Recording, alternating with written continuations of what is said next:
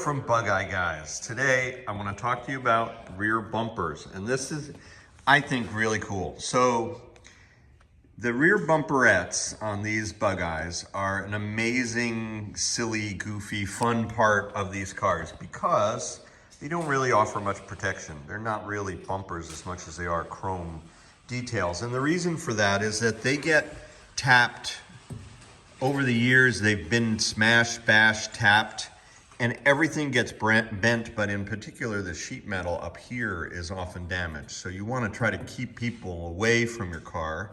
That's why you never want to parallel park a Bugeye, because this is what's in between you and a lot of body damage. But that said, if you're someone who doesn't park that way, you still want to get these right. And the reason is that they mirror the shape and the contour of the body, and they kind of accentuate the curves of the car and add this chrome accent when they're done right. And in this case, you'll see that these brackets on the top, you should be able to see that, they're going upwards. So they're an A, not a U. And let's walk over to this green car here, this customer car here that's here for restoration, and you'll see why I wanted to make this video. This car has the bracket upside down. You can see the U is a U here and not an A. And you also see a big gap right here.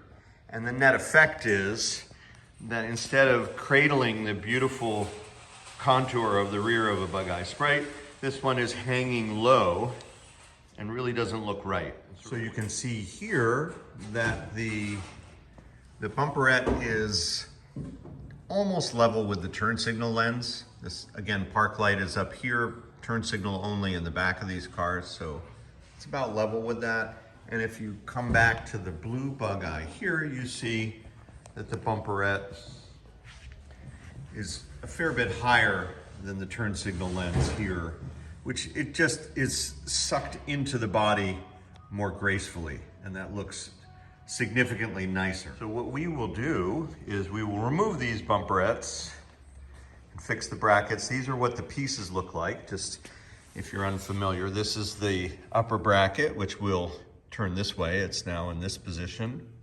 This is the lower bracket, and these are often bent out of shape. So with a new one, they're difficult to reprofile, but sometimes we can bend them. But this goes under the car.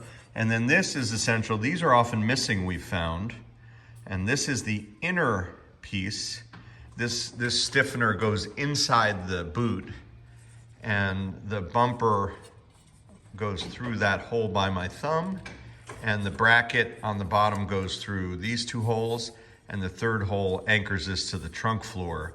So if you look into the boot of your car and you're missing that, you need that piece. And this is a new overrider. This overrider is nice new chrome. They work really well. Many of these chrome bumperettes have been damaged over time.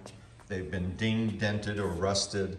This one actually has been heated from the tailpipe right here. We'll see if we can clean this off.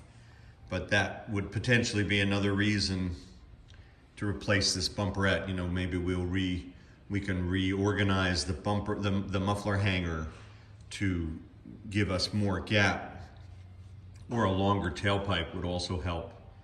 This actually is too short and can stain this whole area of the car, so that's something we'll see if the customer wants to change.